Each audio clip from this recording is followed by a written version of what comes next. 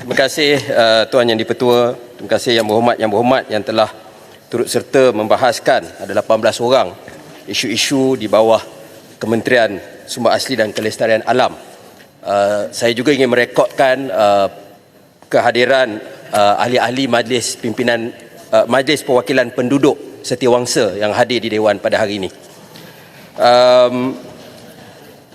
Secara keseluruhan saya ingin mengucapkan penghargaan kepada Perdana Menteri dan Menteri Kewangan yang telah memperuntukkan 2.27 bilion kepada NRES, dan ini merangkumi peruntukan perbelanjaan mengurus 1.4 bilion dan peruntukan pembangunan sejumlah lebih 860 juta ringgit. Ini adalah penting kerana kementerian ini memainkan peranan penting dalam agenda kelestarian alam sekitar dan juga komitmen di peringkat nasional dan juga antarabangsa. Ini termasuklah soal pengurusan alam sekitar, tindakan adaptasi dan mitigasi perubahan iklim, usaha pemeliharaan dan perlindungan hutan dan kepelbagaian biologi serta memperkasa kecekapan tadbir urus sumber semula jadi bagi menjamin kemampanan pembangunan ekonomi, sosial dan alam sekitar. Sebagai rekod, kita dapat lihat peningkatan ketara di dalam beberapa aspek. Di dalam belanjawan tahun ini diumumkan ecological fiscal transfer dengan izin yang diagihkan kepada kerajaan-kerajaan negeri untuk pemeliharaan dan pemeliharaan kawasan hutan simpan, kawasan marin dan sebagainya meningkat daripada 60 juta ringgit ketika ia mula diperkenalkan tahun 2019 kepada 250 juta untuk tahun hadapan. Bagi Ranger Community, ia bermula dengan 225 orang pada tahun 2019 dengan 28 pos. Pada tahun 2023, ia meningkat kepada 1,000 orang dengan 118 pos, dan tahun hadapan total 2,100 di Semenanjung dan 500 di Sabah dan Sarawak Ranger Community yang memelihara hidupan liar kita. Kita juga akan memperkenalkan dasar pasaran karbon kebangsaan, rang Undang-Undang Perubahan Iklim Negara pada tahun depan, dan pada 2026 Pelan Adaptasi Kebangsaan. Dan kejayaan negara kita ini juga telah mendapat perhatian Tuan Yang di-Pertua sewaktu saya mewakili negara di COP16 Biodiversity baru-baru ini di Colombia. Situasi Agong PBB telah dan saya memetik many countries around the world are stepping up to lead the way. Brazil, Colombia, Indonesia and Malaysia are leading by example by ramping up efforts to curb deforestation dengan izin. Jadi bagi saya, kita berada pada landasan yang baik dan saya akan menjawab beberapa persoalan yang dibangkitkan. Yang Berhormat Larut dan Kuala Terengganu ada bertanya tentang status semasa Nadir Bumi, REE, supaya kita tidak ketinggalan. Untuk makluman, hala 7 REE telah pun kita melihatnya secara keseluruhan rantaian nilai di peringkat huluan, pertengahan dan juga hiliran, dan ia telah dibentangkan dalam mesyuarat Majlis Tindakan Ekonomi Negara ke-6 tahun 2024 yang dipengerusikan oleh Yang Amat Berhormat Tambun. Dan kajian cadangan model perniagaan ataupun business model dengan izin untuk industri ini telah pun dilaksanakan oleh Akademi Sains Malaysia bagi melihat ekosistem industri ini, dan dilihat Malaysia mempunyai potensi yang besar untuk terlibat di dalam industri di peringkat hiliran sebagai untuk menjadi negara pengeluar super magnet di dunia, khususnya bagi menyokong perkembangan industri pembuatan kenderaan elektrik.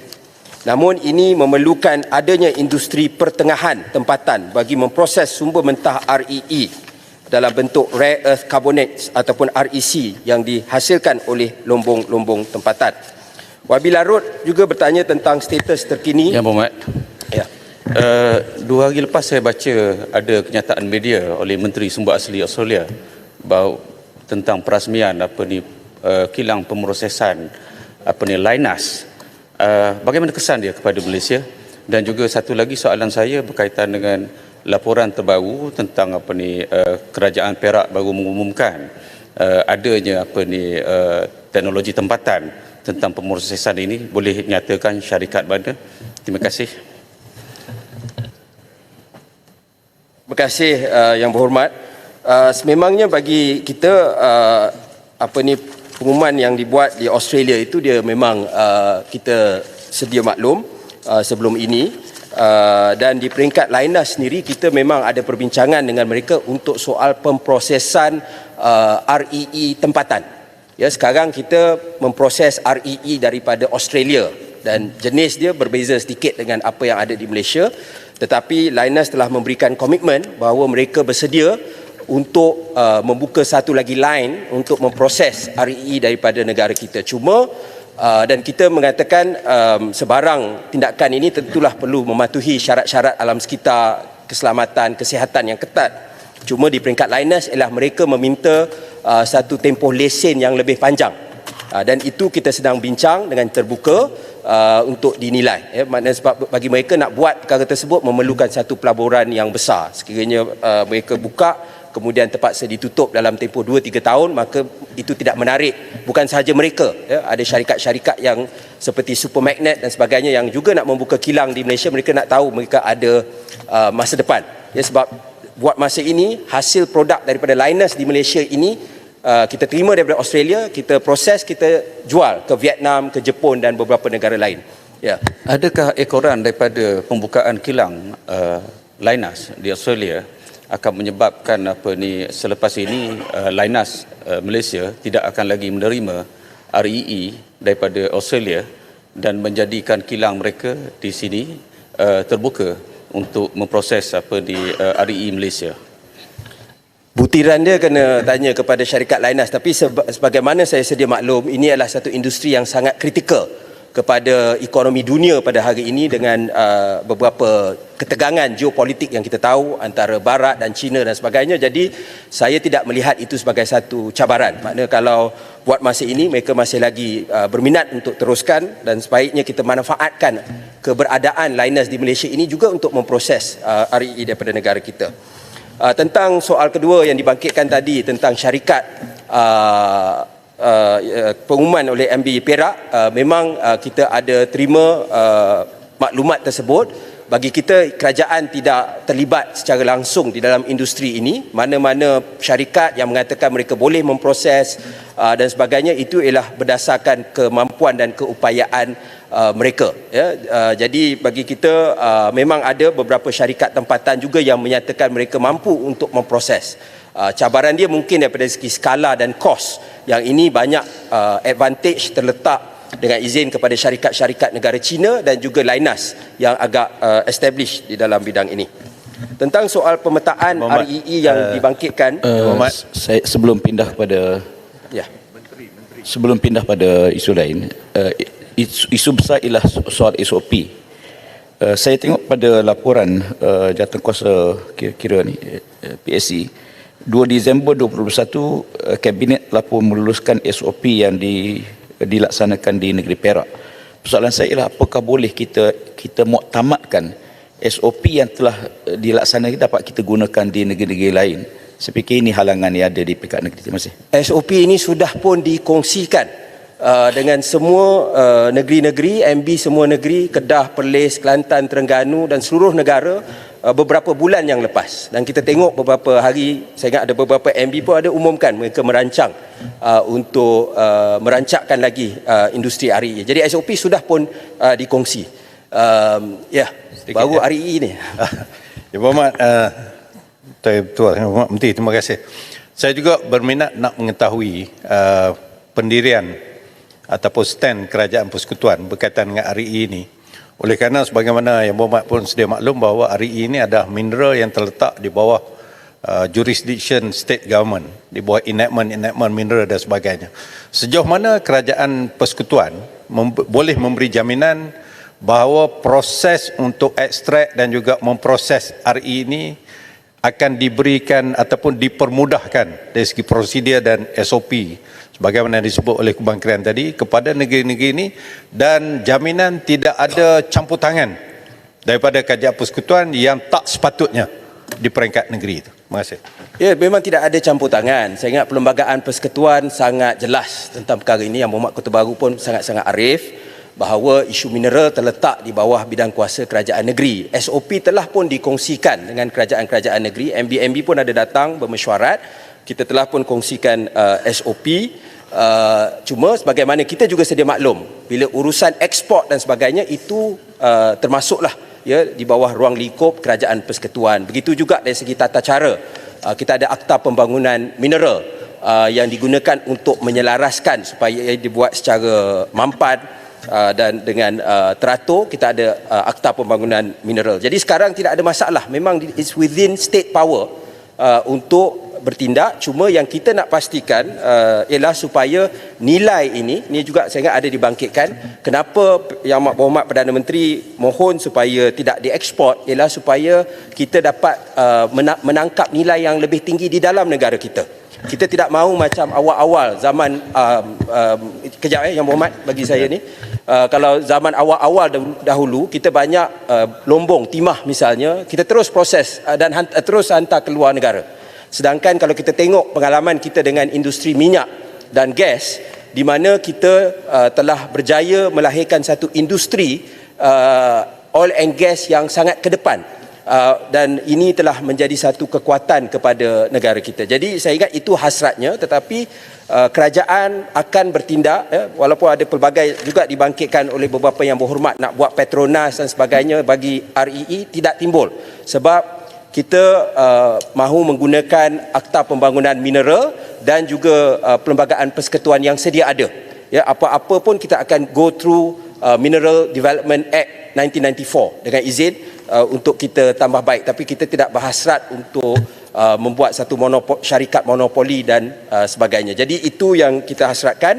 Dan buat masa ini, untuk makluman, Perak sebab mereka merupakan lombong perintis untuk projek REE ini di Kenering, maka pada mulanya selepas sekatan diumumkan untuk ekspor, mereka meminta sementara nak cari pelabur. Sebab itu sekarang Perak juga berusaha nak dapat syarikat pemprosesan tempatan atau luar negara.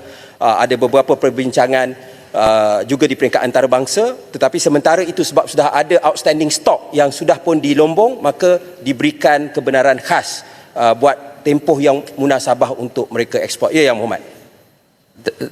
Saya tertarik tadi Yang Berhormat beritahu kebenaran khas telah diberikan untuk ekspor yang bagi baki yang di kilang, tak salah saya MCRE. Saya nak tanya, apa ni tadi disebut gambaran bahawa akan ada kebebasan lah pada negeri untuk apa dan tidak tertaluk seperti monopoli dan sebagainya. Adakah saya ada dengar kemungkinan tentang diwujudkan single buying house untuk REE ini, yang bermaksud adakah ada dalam perancangan kerajaan bahawa semua REE ini akan dibeli oleh satu entiti sahaja? Terima kasih. Terima kasih Yang Berhormat. Itu antara cadangan yang dibincangkan, tapi setakat ini tidak ada keputusan tentang perkara tersebut. Apa yang telah pun diputuskan ialah wujudnya satu jawatankuasa ataupun task force yang dipengerusikan oleh saya dan dianggotai oleh Menteri Ekonomi, Menteri Kewangan kedua, Menteri MOSTI, Menteri MITI dan beberapa agensi yang berkaitan, yang mana kita nak membangunkan REE, industri REE ini daripada peringkat huluan, pertengahan dan juga hiliran. Dan ada jawatankuasa teknikal peringkat huluan, peringkat pertengahan dan hiliran, dan juga penyelidikan, pembangunan, perkomersialan, inovasi dan teknologi. Jadi ini supaya kita ada satu, sebab dulu dia agak fragmented dengan izin, dan ini menyebabkan kita ada masalah untuk kita membangunkan REE ini dengan lebih ke depan. Seterusnya Yang Berhormat, kalau izinkan, saya ingat sebahagiannya telah saya jawab tadi, untuk pergi ke soal perubahan iklim. Yang Berhormat Larut telah menyarankan supaya kerajaan mewujudkan satu punca kuasa perundangan yang jelas bagi mengikat komitmen pemain-pemain industri terhadap perdagangan karbon yang berpotensi menjadi sumber kekayaan baru kepada negara dan juga negeri. Jadi untuk makluman, kita di peringkat kementerian sedang membangunkan rang undang-undang perubahan iklim negara. Ya, dan untuk makluman juga, rang undang-undang ini, kertas the draft consultative paper untuk rang undang-undang ini telah pun dimuat naik di dalam bahasa kebangsaan dan bahasa Inggeris di laman web untuk dirujuk oleh seluruh rakyat Malaysia. Jadi sesiapa sahaja terbuka untuk bagi pandangan. Ini ini akan menjadi instrumen utama bagi memastikan pelaksanaan perdagangan karbon dapat dilaksanakan secara efektif. Yang Berhormat Perdana Menteri juga telah umumkan pelaksanaan cukai karbon pada tahun 2026 dalam ucapan belanjawan, dan ini mampu memastikan pematuhan kepada pemain industri, khususnya hard to abate dengan izin yang sukar untuk mengurangkan pelepasan karbon seperti yang disebut oleh PM ialah besi, keluli dan juga tenaga, supaya kita dapat mencapai sasaran pengurangan pelepasan GHG untuk tahun 2030 sebanyak 45% rentas ekonomi berbanding tahun 2005, dan juga untuk sifar bersih menjelang 2050. Kita juga sedang melaksanakan kajian dasar pasaran karbon kebangsaan secara berperingkat, dan ini untuk menyokong pelaksanaan mekanisme karbon pematuhan dan juga sukarela. Dan ini elemen DPKK ini akan dimasukkan di dalam rang undang-undang perubahan iklim negara.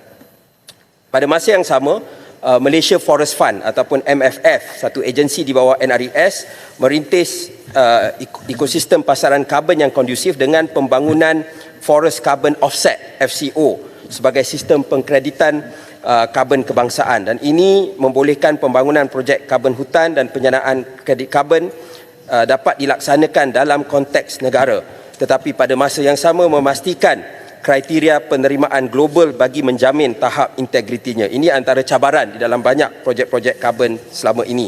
Pada masa yang sama kita juga telah berbincang dengan negara seperti Thailand, dengan Singapura dan juga dengan ASEAN Business Advisory Council, ASEAN BEC, untuk ada ASEAN Common Carbon Framework yang kita akan bincangkan lebih lanjut tahun depan dengan kepengerusian ASEAN. Ia telah pun dimulakan dengan ASEAN Carbon Forum 2024 dan kita akan memberi lebih banyak fokus tentang perkara ini.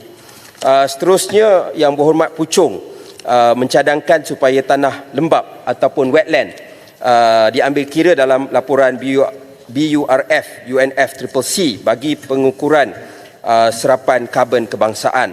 Untuk makluman, bermula tahun 2024, pelaporan Biennial Update Report ataupun BUR dengan izin digantikan dengan Biennial Transparency Report BTR.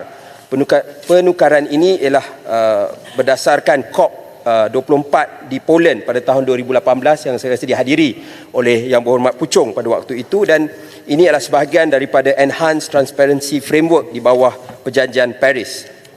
Dan BTR ini menggantikan BUR dengan format laporan yang lebih komprehensif, merangkumi inventory gas rumah kaca, penjejakan Nationally Determined Contribution dengan izin NDC, serta sokongan kewangan, pemindahan teknologi dan pemindahan kapasiti yang telah diterima dan diperlukan.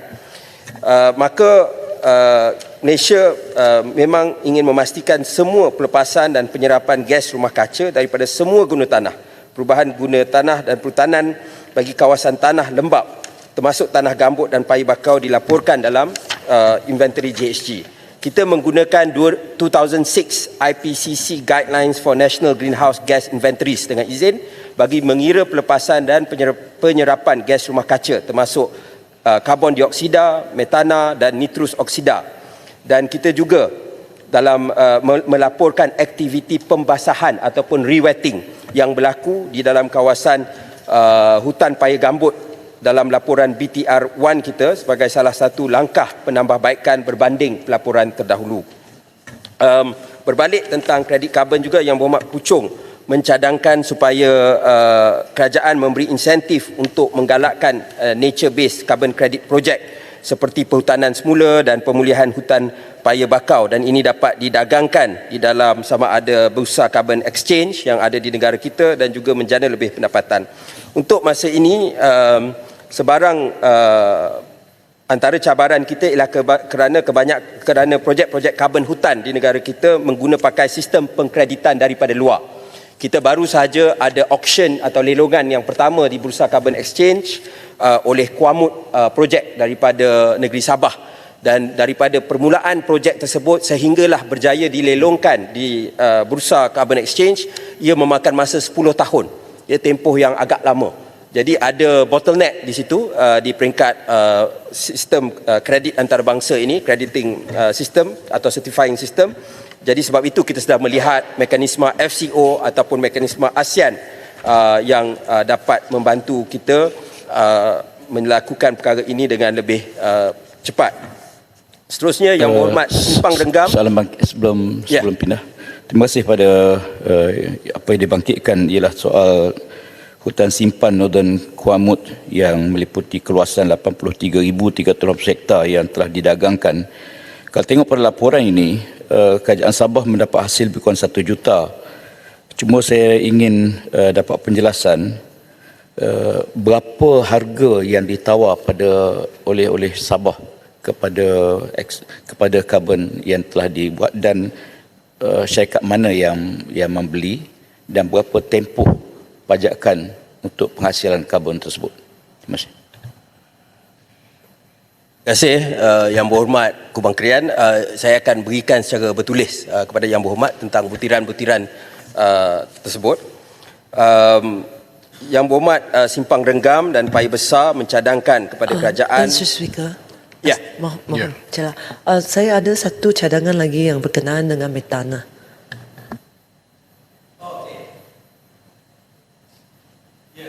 Terima kasih Yang Berhormat tentang metan atau metana. Okay, untuk makluman, kita telah turut serta di dalam Global Methane Pledge yang telah dilancarkan semasa COP28 di Glasgow di Scotland. Saya ingat Yang Berhormat Kubang Krian ada pada waktu itu. Dan ia meletakkan komitmen di peringkat global untuk kita laksanakan pengurangan pelepasan gas metana rentas sektor 30% berbanding tahap pelepasan pada tahun 2020. Berdasarkan BUR 4 yang telah dikemukakan pada 2019, jumlah pelepasan gas metana di Malaysia adalah hanya sebanyak 15% daripada keseluruhan gas rumah kaca. Tetapi ini tidak termasuk penyingkiran daripada sektor lulu CF. Ya. Dan berdasarkan laporan tersebut, tindakan mitigasi pelepasan gas metana yang dilaksanakan di bawah sektor utama seperti pertanian, sisa dan industri minyak dan gas adalah melalui aktiviti pertama pemerangkapan gas metana untuk digunakan sebagai bahan api bagi industri sawit. Kedua, pengurangan pelepasan gas fugitif yang mengandungi metana di dalam sektor industri dan minyak. Kalau kita selalu pergi ke Terengganu atau Sabah Sarawak yang kita tengok dibakar di kawasan pemprosesan minyak, dan juga inisiatif pengurangan pelepasan gas metana di tapak pelupusan sampah. Bagi proses pelaporan BTR yang bermula pada 2024, kerajaan akan terus melaporkan pelepasan gas metana pada tahun ini. Dan di peringkat NRES, kita dalam proses memuktamadkan pembangunan dokumen Long Term Low Emissions Development Strategy LTLETS dan juga NDC Roadmap and Action Plan dengan izin. Dan ini akan menjadi asas kepada kita untuk melihat strategi jangka masa panjang dengan komitmen terbaru negara yang mana kita kata sifar bersih. Kalau dulu kita cakap seawal 2050, sekarang sebenarnya tugas kita lebih besar sebab kita sebut menjelang 2050. Dan ini termasuklah strategi mitigasi pelepasan gas metana bagi sektor sisa dan minyak dan gas. Bagi memastikan isu ini dapat ditangani secara holistik dan terangkum, NRES sedang menerokai pembangunan plan pengurangan pelepasan metana kebangsaan di bawah rancangan Malaysia ke-13. Seterusnya yang minta penjelasan YB Menteri. Saya sangat bangga kerana kita akan adakan satu plan kebangsaan pengurangan metana. Saya nak tanya dua perkara. Satu, apakah pengurangan sekarang berbanding dengan base level? Kedua adalah bilakah plan ini akan dibentangkan? Sebab yang I think deadline is 2030. So kedua-dua ini, yang pertama tentang the details tentang pengurangan terkini, Yang Berhormat saya akan beri secara bertulis. Begitu juga dengan detail plans tu, saya ingat mungkin sebab kita baru nak go through the RMK process, tetapi saya faham juga the urgency of the matter sebab ia memerlukan banyak tindakan-tindakan intervensi daripada mereka yang terlibat di dalam industri minyak dan gas dan juga daripada industri yang terlibat dalam sektor sisa, pemprosesan sisa. Saya lihat daripada segi sawit itu sudah ada kemajuan yang agak ketara, tetapi daripada kedua-dua sisa dan industri minyak dan gas itu memerlukan intervensi yang lebih. Seterusnya, Yang Berhormat Kemaman telah mencadangkan kerajaan agar membentuk kerjasama awam dan swasta untuk mendepani cabaran kos yang tinggi dalam melaksanakan agenda pembangunan teknologi hijau dalam sektor ekonomi negara. Sememangnya ini menjadi antara pendekatan kita supaya kos pembangunan dan pelaksanaan projek akan ditanggung oleh pihak swasta dan pihak kerajaan boleh memberikan atau menyediakan bantuan dalam bentuk insentif ataupun galakan seperti dengan izin Green Investment Tax Allowance GITA dan Green Technology Financing Scheme GTFS. Untuk makluman Yang Berhormat, sistem pembiayaan teknologi hijau ini merupakan skim pembiayaan mudah yang telah mula diperkenalkan pada tahun 2010 lagi dan ia terbuka kepada sektor tenaga, pengangkutan, pembuatan air, sisa dan bangunan.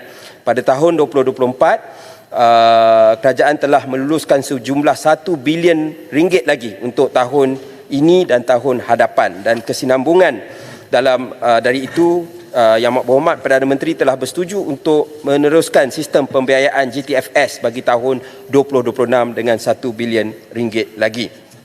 Yang Berhormat Kuantan pula telah minta penjelasan tentang ketersediaan kerajaan berdepan dengan musibah banjir pada musim tengkujuh. Untuk maklumat Yang Berhormat, Met Malaysia memang beroperasi 24 jam sehari, 7 hari seminggu sepanjang tahun untuk memantau situasi cuaca negara, dan Met Malaysia akan mengeluarkan maklumat dan amaran sekiranya cuaca buruk yang mampu menyebabkan bencana dijangka berdasarkan model-model cuaca yang ada. Untuk makluman, kita ada untuk makluman juga, Met Malaysia juga telah sentiasa berkongsi maklumat dengan pihak NADMA di peringkat pusat, negeri dan daerah, dan juga dengan pemegang-pemegang taruh yang besar seperti TNB, Petronas, Prasarana, syarikat-syarikat air negeri, syarikat pengangkutan dan juga wakil rakyat dan penduduk setempat supaya ada ketersediaan sekiranya berlaku banjir. Dan Met Malaysia juga telah menaik taraf 60 stesen pencerapan permukaan kepada stesen cuaca automatik dan telah siap sepenuhnya pada tahun 2022, dan kini sedang menaik taraf 100 buah sistem stesen pencerapan permukaan automatik melalui RP3 RMK ke-12 dan dijangka akan berfungsi sepenuhnya pada hujung tahun ini. Met Malaysia juga ada laman web dan aplikasi My Cuaca untuk memberi perkongsian dengan orang ramai. Pada masa yang sama, ketika beberapa insiden baru ini yang kita lihat, saya telah meminta Met Malaysia untuk melihat semula SOP yang ada, sebab kadang-kadang kita terlepas pandang, orang awam terlepas pandang tentang amaran-amaran cuaca, bagaimana nak membolehkan orang ramai dapat maklumat cuaca ini dengan lebih baik. Jadi ini dalam proses yang dibuat oleh Met Malaysia. Seterusnya, Yang Berhormat, dalam isu biodiversity dan hutan banyak juga dibangkitkan. Sekadar untuk makluman, ya, dalam kes insiden terbaru, kes pelanggaran harimau Malaya di Greek baru-baru ini, selain daripada harimau itu digilis oleh trailer, tetapi yang lebih menyedihkan ialah kita mengesyaki bahawa ada poachers kemudiannya datang dan telah mencuri kulit harimau tersebut di kepala dan juga di badan dan juga taring dan juga kukunya. Jadi walaupun dalam keadaan macam tu, pemburu-pemburu haram ataupun poachers ini tetap berkeliaran. Jadi sememangnya soal mengurangkan konflik hidupan liar dan manusia ialah antara perkara yang menjadi prioriti. Satu untuk pemeliharaan mereka, tetapi juga dari segi memastikan keselamatan manusia dan juga keselamatan harta benda kita. Yang Berhormat Greek bertanya tentang soal gajah dan harimau. Memang ini dibangkitkan oleh Yang Berhormat Greek sebelum ini. Untuk makluman, Kita telah Perhilitan telah menjalankan 23 operasi tangkapan gajah daripada 2020 sehingga 2024 untuk dipindahkan ke habitat yang lebih luas, sesuai dan jauh daripada penempatan. Membina 3 unit sistem pagar elektrik gajah kekal di Kampung Bukit Sapi, Kampung Batu Reng satu tempat, RPS Air Banun dan juga Besia bagi mengurangkan pencerobohan gajah. Memasang 4 unit collar satelit bagi kumpulan gajah yang telah dikenal pasti bagi memantau pergerakan gajah-gajah tersebut dan mengambil tindakan sekiranya mereka menghampiri kawasan kampung atau pertanian.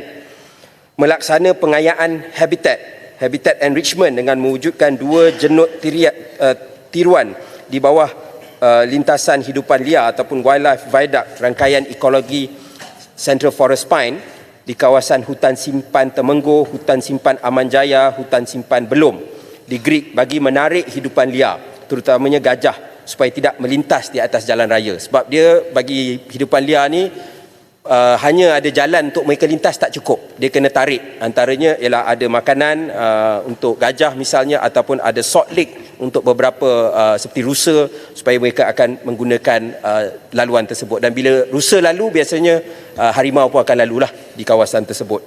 Dan melaksanakan pengurusan hidupan liar di bawah rancangan kawasan khas Taman Negeri Royal Belum, Perak bagi menangani isu-isu konflik manusia hidupan liar seperti gajah dan rimau, pemasangan 144 tiang lampu LED di 17 lokasi hotspot kawasan lintasan gajah, pemasangan 12 unit papan tanda lintasan gajah di Jalan Raya Timur Barat dan juga membuat hebahan dalam pelbagai bentuk. Pada masa yang sama, Perhilitan juga telah melaksanakan kawalan rondaan serta pemantauan di kawasan konflik, pemasangan perangkap sekiranya terdapat aduan konflik dan menggalakkan penternak haiwan membina kurungan ternakan dengan lebih kukuh dan menguruskan haiwan ternakan dengan lebih sistematik bagi mengelakkan konflik harimau. Mengadakan program kesedaran awam dan mengadakan sesi libat urus. Jadi sebagaimana kita tahu, isu pokok dia ialah isu habitat. Ya, bagaimanapun kalau mereka punya tempat tinggal binatang-binatang liar ini telah pun musnah ataupun walaupun ada tetapi dia terpisah, fragmented dengan izin, maka mereka memerlukan range yang besar. Harimau, gajah dia boleh berjalan beratus kilometer dia punya range ya. Dan lagi-lagi bila satu lagi masalah yang kita hadapi ialah masalah binatang mangsa seperti babi hutan yang dalam keadaan kritikal ataupun rusa tidak cukup, maka itulah ya, makna manusia ni bukan prioriti bagi harimau. Kalau boleh dia pun tak nak makan orang.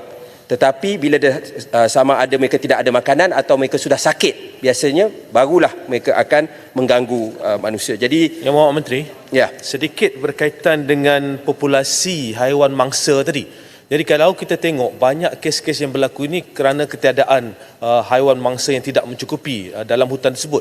Jadi apa usaha drastik kerajaan? Kalau kita lihat perlu ada satu intervensi yang menyeluruh segera supaya jumlah haiwan mangsa ini dapat ditingkatkan dan pada masa yang sama kita dapat mengurangkan konflik antara harimau dan manusia. Terima kasih. terima kasih Yang Mohd. Buat masa ini memang program pelepasan binatang mangsa ini ada dibuat. Biasanya rusa, pelanduk ya, ada dibuat di kawasan-kawasan hutan ini supaya menambah populasi di sana.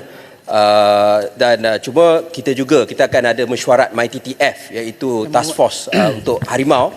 Dan dengan pihak kerajaan negeri, pihak Perhilitan, JPSM dan sebagainya, saya akan membawa, sebab saya rasa isu ini dah menjadi semakin kritikal. Jadi mungkin kena lipat gandakan lagi usaha yang kita ada sekarang mungkin belum cukup untuk kita memperkayakan lagi keadaan di dalam hutan untuk mengelakkan binatang-binatang ini daripada keluar. Yang Mohd Menteri Tenggara. Yang Mohd Menteri sedikit saja. Tenggara. Kalau boleh saya minta dikongsikan data berapa banyak haiwan mangsa ini dilepaskan dalam tempoh 5 tahun yang lepas ya. Boleh. Jenis haiwan dan juga jumlah yang dilepaskan. Terima Boleh kasih. Yang Mohd. Tapi saya boleh cakap di sini masih terlalu sedikit. Dan kita sedang melihat untuk menambahnya. Ya. Ya, Tenggara di belakang. Tenggara, Yang Menteri. Oh, ya. Sikit. Terima kasih Yang Mohd Menteri, terima kasih Tuan Yang Ketua. Saya ucap terima kasihlah Yang Mohd Menteri ada singgah ke Tenggara baru-baru ni berkaitan dengan konflik manusia gajah ni. Jadi apakah tindakan seterusnya ni Yang Mohd Menteri berkaitan dengan kawasan saya ni, sebab ada 2 kelompok gajah. Kemudian di kawasan Kampung Temenen, Kampung Batu Empat, Lukut, Sepak Ulu, Sepak Ilir ni ada dijalankan aktiviti berkaitan dengan homestay dan juga tapak perkemahan. Jadi lanjutan untuk 2026 ni kita ada tahun melawat Johor Tahun Malaysia. Jadi mungkin kita mengharapkan kerjasama daripada pihak kementerian lah untuk tengok macam mana handle isu konflik gajah manusia ni. Terima kasih. Kau boleh jawab dengan Greek sekali? Ya. Okey, terima kasih Tuan Ketua. Terima kasih juga pada Menteri kerana banyak jugalah daripada pengumuman tu tindakan-tindakan yang dibuat untuk Parlimen Greek. Cuma daripada sudut urgensi kejadian yang berlaku dalam tahun ni saja, berlaku 2 kematian akibat serangan harimau, kemudian serangan gajah pun daripada tahun lepas sampai tahun ni pun dah masuk 2 atau 3 kematian. Kemudian harimau baru ni digilis oleh lori tersebut kan. Jadi Greek berpandangan yang apa yang diperlukan oleh perkhidmatan Hulu Perak, terutama di kawasan yang jaga Royal Belum dan sebagainya. Greek rasa dia ada beberapa perkara yang bajet urgent yang dia orang cuba minta sebenarnya. Tapi mungkin pihak kementerian patut berhalusi sebab bila saya berjumpa dengan pegawai perkhidmatan tersebut, jadi ada beberapa perkara juga lah yang diharapkan untuk kementerian bagi menyalurkan segera dana yang sepatutnya lah. Kemudian yang keduanya, Greek berpandangan yang salah satu faktor utama dia adalah disebabkan penebangan hutan. Jadi kalau ikutkan, bila ada penebangan hutan, ada pembalakan dan sebagainya, kan sepatutnya dia ada tanam semula, dia punya syarat-syarat dan sepatutnya kan. Tapi kita nampak mungkin proses tanam semula tu tidak berlaku sebenarnya, ataupun dia berlaku tapi dia tidak pulih sepenuhnya. Jadi apakah tindakan kementerian untuk mengatasi perkara ni? Baik, Menteri. Terima kasih Yang Berhormat. Sebelum tu saya nak mengalung-alungkan kehadiran rombongan Dewan Perniagaan Tionghoa Sandakan dan rakan-rakan media Sandakan. Jadi Yang Berhormat Sandakan dia pesan nak cakap mereka telah travel lebih hampir 3,600 km untuk datang ke sini. Terima kasih. Jadi tentang perkara yang telah dibangkitkan, saya akan kongsikan data dengan Yang Berhormat Putrajaya sebentar tadi. Seterusnya tentang soal yang dibangkitkan oleh Yang Berhormat kedua-dua Yang Berhormat daripada Tenggara dan juga daripada Greek, ialah tentang memang bagi saya kita selalu play catch up dengan izin perkhidmatan ni. Jadi kadang-kadang bila banyak gangguan berlaku kepada habitat, tapi perkhidmatan yang kena datang tu, jadi kita ni dah terlambat lah. Makna pencegahan tu kita tak dapat lakukan, tapi kita nak mengubat perkara tu dia jadi dah agak terlewat. Jadi itu antara cabaran. Bukan saya kata nak tak nak, kita kena hadapi, ini realiti bila ada pembangunan, bila ada perkara ini yang kita kena lalui. Cuma yang boleh saya katakan ialah sebab itu kerjasama awam dan swasta itu sangat penting. Macam di Royal Belum, di dalam usaha konservasi memang banyak beberapa pihak swasta juga turut terlibat. Kalau di Johor juga kita tengah nak siapkan senturi gajah, dan saya akan turun pada bulan 12 ni untuk tengok persiapan tersebut, dan antara dia nak makan masa tu nak sediakan makanan untuk gajah, itu pun satu perkara. Jadi benda ni bukan gajah dia bukan makan, bukan sikit-sikit lah ya. Jadi ini antara kekangan-kekangan yang kita ada, tetapi saya alu-alukan kerjasama dan saya juga perlukan bantuan daripada kerajaan negeri supaya kita dapat atasi perkara ini secara bersama. Di peringkat persekutuan misalnya, kita dah bagi moratorium ini daripada zaman kerajaan sebelum ini lagi kepada ladang hutan yang baru. Ya, sebab ia juga satu cabaran, sebab banyak bila dia janji nak tanam semula tetapi tidak ditanam semula. Sebab bisnes ladang hutan ni bukan bisnes yang murah. Jadi banyak yang tak mampu buat, dan kerajaan telah kekalkan moratorium walaupun ada permintaan daripada kerajaan negeri untuk terus benarkan ladang hutan di dalam HSK yang untuk kawasan baru. Tapi saya take note dan kita akan terus berbincang untuk dapat lebih banyak sokongan infrastruktur untuk perkhidmatan supaya mereka dapat bertindak dengan lebih cepat. Sikit lagi Yang Berhormat Menteri. Saya rasa cerita pasal cerita berkenaan dengan penanaman hutan ni daripada dulu lagi saya rasa tak pernah berjaya pun. Jadi saya memikirkan boleh tak kementerian wujudkan satu macam sama ada NGO ataupun syarikat persendirian bawah kementerian ke yang ambil kita punya orang tempatan, contohnya orang asli dan sebagainya. Contoh kalau kawasan tu di Greek, kita ambil orang Greek. Sebab orang-orang di Greek ni sendiri dia memang dia nak selamatkan hutan. Bila kita suruh syarikat swasta yang luar buat, dia pun mungkin intention diri dia pun dia bukan nak jaga sangat hutan. Jadi kita cuba Kementerian perhalusi cadangan ni kan. Terima kasih. Okey. Okey, terima kasih. Itu saya ingat kita akan ambil maklum. Juga bagi saya nak teruskan berkaitan juga dengan apa yang disebut tadi, ialah bila kita bercakap tentang soal hutan, kita kena bercakap soal EFT. Paya Besar, Kuala Nerus ada bangkitkan bahawa EFT ini terlalu kecil ataupun ada syarat-syarat baru dan sebagainya. Sebenarnya peningkatan dia sangat ketara macam saya sebut tadi, daripada 60 juta pada tahun 2019, kemudian PMX naik, dia telah naikkan kepada 150 juta, 200 juta, 250 juta. Jadi kalau itu dah lebih 4 kali ganda kenaikannya. Cuma kita juga nak memastikan, sebab sekarang dia berdasarkan banyak pemberat dia ialah kepada keluasan kawasan yang dipelihara. Jadi itu satu perkara yang bagi saya bagus dan terus ada, tetapi kita untuk yang seterusnya, itu yang disebut dalam ucapan Tambun, supaya kita nak naikkan kepada 50% soal prestasi. Prestasi ni apa? Pada waktu kerajaan terdahulu, waktu Kota Baru, dia ada pinda Akta Hutan.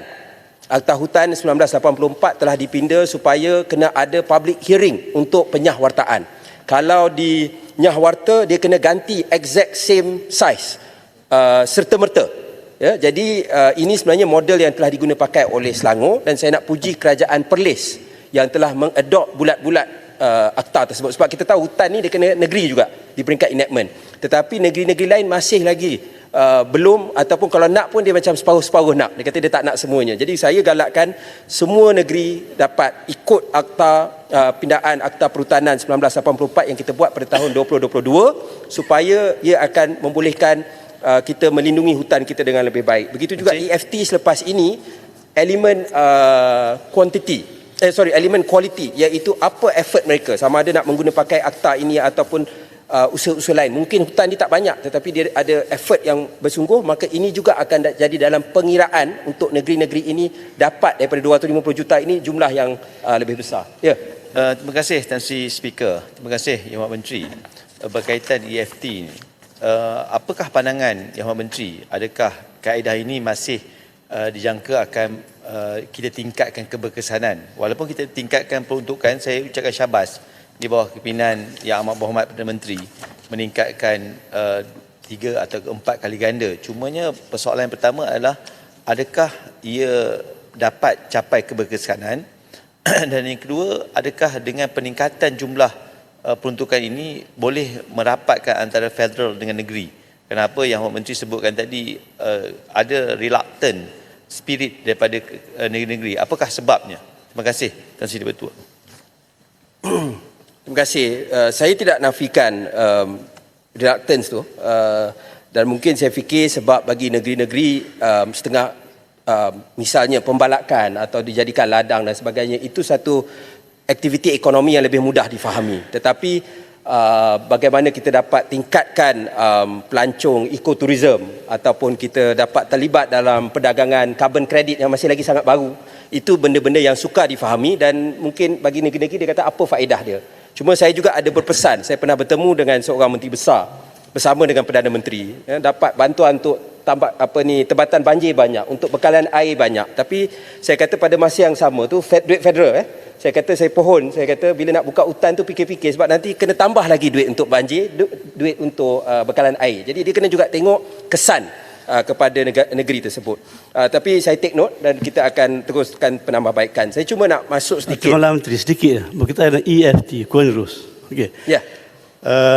Terengganu memanglah dari segi Menteri jawab tadi bergantung pada effort kerajaan negeri menjaga hutan tu, kita antara kriteria yang dapat banyak peruntukan selain daripada keluasan. Di Terengganu memang keluasan hutannya dia maintain lebih daripada 50%. Tapi effort tu kurang sebab kita kurang dana yang negeri sendiri nak keluarkan untuk effort. Mungkin kalau dinilai dari segi effort kita kurang. So baiklah kita dapat jumlah yang agak kecil lah sekira pada tahun lepas, iaitu 13.94 juta saja. So cuba boleh pertimbangkan tentang effort negeri yang miskin ini supaya di kriteria itu dilonggarkan. Terima kasih. Okay, sebab tu tahun ni kita naik 17.7 juta 2024 daripada 13.94 juta. Dan insya-Allah logiknya kalau semua tu okey, tahun depan pun akan naik lah, sebab bila peruntukan pokok tu dah ditambah kepada 250 juta. Tapi sebab itu bagi kita effort tu kita nak ambil kira lebih banyak untuk 2025 berbanding dengan tahun ini. Jadi itu antara perkara yang kita akan lihat. Cuma kalau dalam saya nak sentuh sikit. Menteri sikit. Ya. Cuma saya nak minta pandangan Tan Sri Speaker kepada Yang Berhormat Menteri. Saya lihat kita hadapi bencana alam, walaupun bencana alam sebahagiannya di bawah Petra. Cuma saya nak minta pandangan Yang Berhormat. Kenapa kita tidak menumpukan penyelesaian berasaskan alam daripada penyelesaian berasaskan kejuruteraan? Kerana kejuruteraan ini akhirnya alam itulah yang akan menyebabkan. Kefahaman ini bagaimana Kementerian Yang Berhormat dapat melihat supaya penyelesaian menggunakan alam lebih dipertingkatkan supaya biodiversiti ini menjadi sebagai asas. Adakah konsep kefahaman di negara kita ini berkurangan dari segi penyelesaian berasaskan alam ini? Terima kasih Tan Sri Di-Pertua. Sebelum Menteri jawab, Menteri perlu bukan berapa minit lagi untuk wrap up? 5 minit. 5 minit? Ya. Okey, saya bagi 5 minit. Jadi wrap up semua. Ya. Terima kasih. Jadi saya setuju, sebab itu kita ada misalnya dalam peringkat JPS pun dia ada prisma untuk melihat daripada pendekatan mesra alam.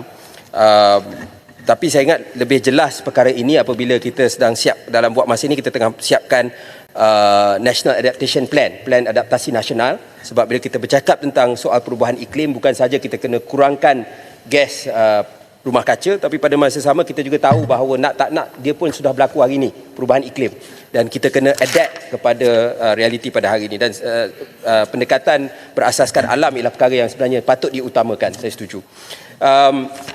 Saya cuma nak sentuh tadi last kali ialah tentang soal aduan tentang yang dibangkitkan oleh Yang Berhormat Kepala Batas tentang masalah isu pencemaran Sungai Kereh dan juga pantai Esen di Permatang Daman Laut.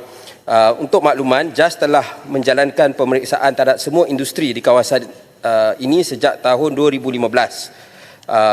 Premis mematuhi keperluan AKAS 1974.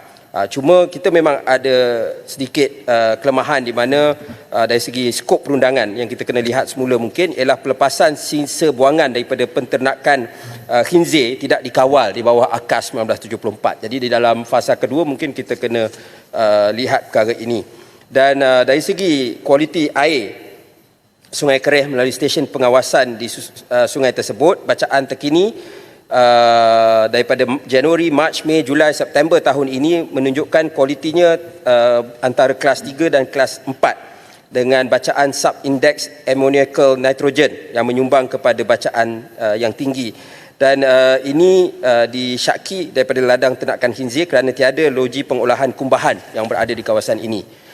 Dan kita telah juga adakan kajian ke atas pencemaran bau di sekitar kawasan yang juga sedikit tinggi. Dan kita telah pun kongsi dengan jabatan dan agensi yang bertanggungjawab seperti Jabatan Perkhidmatan Veterina, Majlis Bandaraya Seberang Perai, JPS untuk tindakan mereka. Tentang soal aduan pencemaran di Pantai Esen, Permatang Daman Laut, NRIS memang maklum tentang perkara ini kepada aduan ini dan siasatan telah pun dilakukan pada 21 Oktober. Jabatan Alam Sekitar telah turun dan arahan telah diberikan kepada syarikat Silicon Island Sdn Bhd untuk turut menjalankan persampelan ke atas bahan terapung serta sampel kualiti air marin. Jadi kita juga menjalankan pemantauan secara berterusan kepada isu yang berlaku di kawasan pantai Esen ini.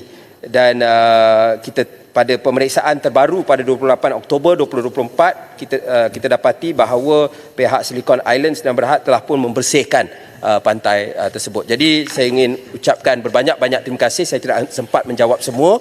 Jawapan-jawapan lain saya akan kemukakan secara bertulis sama ada yang Yang Berhormat. Sebelum tutup, saya ucap tahniahlah di atas perancangan yang telah dibuat dan saya lihat bahawa tugasan yang ada khusus di peringkat perubahan iklim sangat besar selain pada pelaporan dan sebagainya. Saya tak tahu status kewujudan jabatan satu agensi khusus untuk menangani di bawah kementerian yang kita pernah mohon sesi dulu untuk diwujudkan satu jabatan khas bagi membantu menyiapkan pelaporan dengan peruntukan yang dibuat dan status tentang jawatan pihak penguatkuasa Jabatan Alam Sekitar dengan uniform baru dan sebagainya. Bagaimana status yang kita kini? Terima kasih. Terima kasih Yang Berhormat. Pertama sekali saya juga ucapkan penghargaan kepada Kubang Krian sebab saya ingat banyak perkara ni kita dapat teruskan kerana ada asas yang baik sebelum ini.